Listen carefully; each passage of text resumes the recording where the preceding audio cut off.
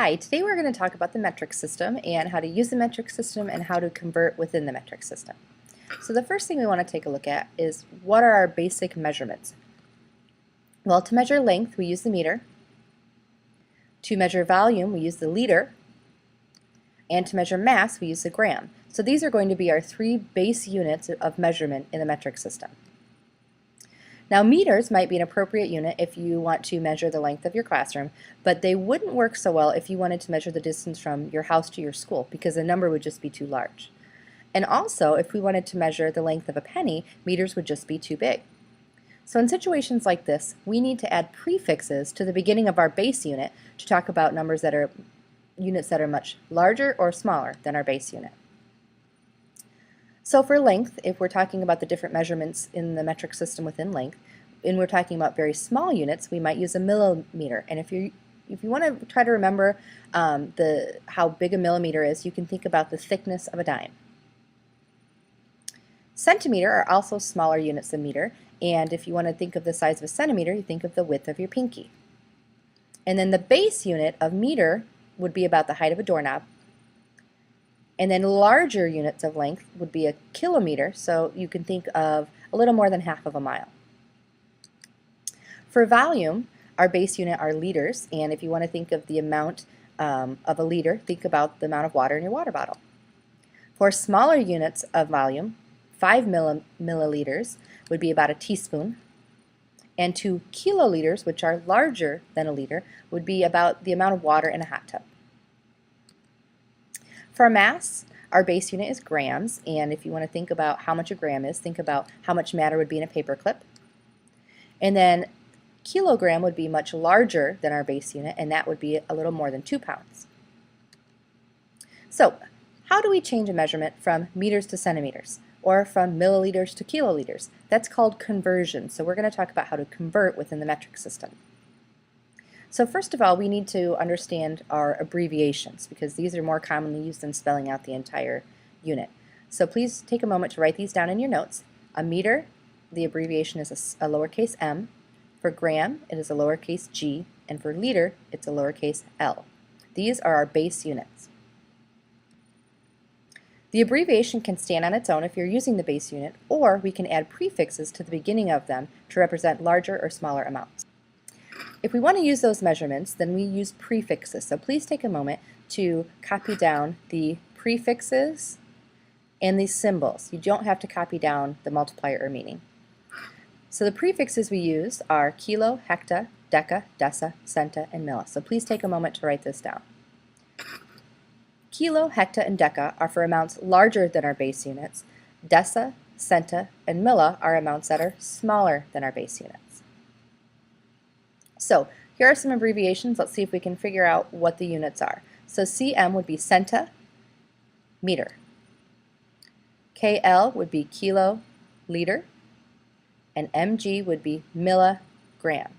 And then an m by itself, any letter by itself would be the base unit, so m would be meter. So if you look at all of these, you can see that the first letter in the abbreviation is the prefix, and the second letter is the base unit. And then if it's just one letter by itself, that is just the base unit. So now we're going to look at how do we change within the metric system. So millimeters to kilometers, liters to kiloliters, and notice that those both times there we're going from similar base units. So the base unit of liters to kiloliters. What about meters into liters? Well, that should stick out to you. We're not able to do that because those are two different measurements. Meters measures distance or length, and liters measures volume. So you're not able to convert between two different types of measurements or two different base units. So the way that we're able to do this is by using our stepladder. Please take a moment to draw the stepladder with the corresponding units into your notes. A helpful way to remember this stepladder is to remember the saying, King Henry doesn't usually drink chocolate milk.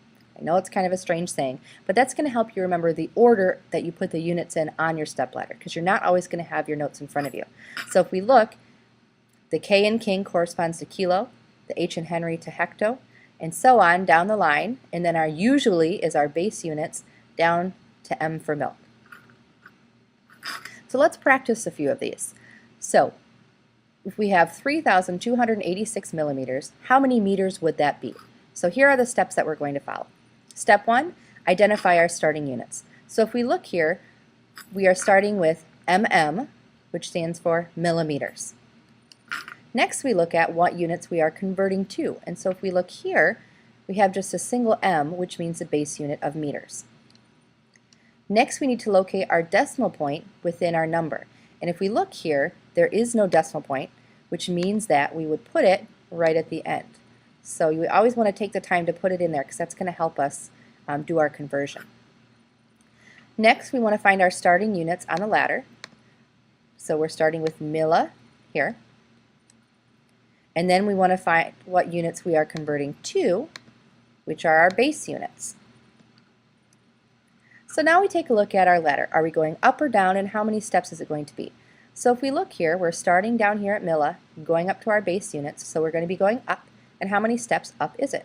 We have 1, 2, 3 steps up. So now we move our decimal. So if we look at our decimal, where it's starting at the end there, we're going to move it up 3 places. So it starts here, so 1, 2, 3. So this is the new spot for our decimal.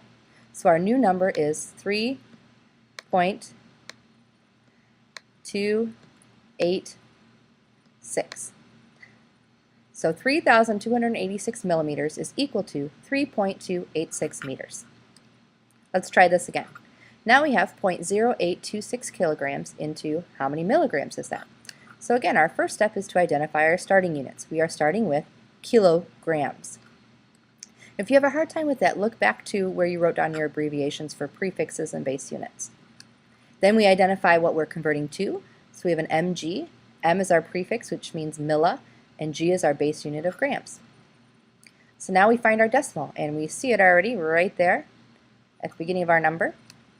And then we find our starting units on the step ladder. So we're starting with kilo up here.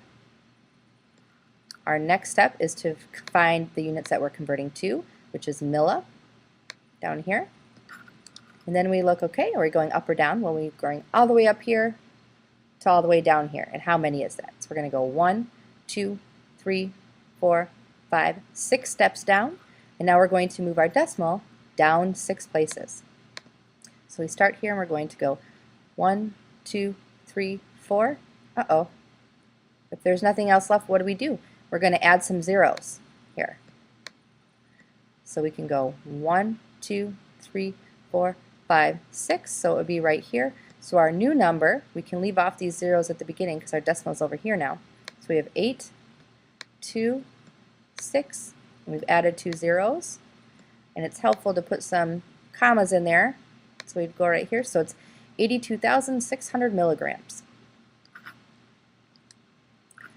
Let's try one more. We have 8.02 liters equals how many kiloliters? So again, our first step is to identify our starting units. So if we look here, it's just one letter, so it's our base unit of liters. We're converting to kiloliters. So we want to find our decimal, which is already right here, and find our starting units on the step ladder. Well, we're starting with our base unit, and we're converting to kilo up here. So now we take a look. Are we going up or down, and how many? So we're starting with our base units. We're going to go 1, 2, 3 steps up. And if you look at the ladder, to go up, we're going to go a little bit to the left. So that kind of tells us which way to move our decimal. So it's going to go to the left when it's going up. So it starts here, so we're going to go 1. We have to add some more zeros. So we go 1, 2, 3, up. So we're going to have 0.00802. So 0.00802 is how we moved our decimal, and so that's how many kiloliters are in a liter. Now, the thing with metric conversions is that it takes practice. It's not something that you get the first time you hear it. You really do actually have to do quite a few examples to remember it. Remembering the saying, King Henry doesn't usually drink chocolate milk, is going to be very helpful to you, so that's something that you need to memorize and write down in your notebook. And then using the stepladder is a very, very easy way to do this. And you have to remember to follow the steps. So if you're still a little confused, I would rewatch the video And then tomorrow in class we'll be practicing this a lot, and so hopefully between the notes that you've written down and this explanation, we'll be able to do that tomorrow.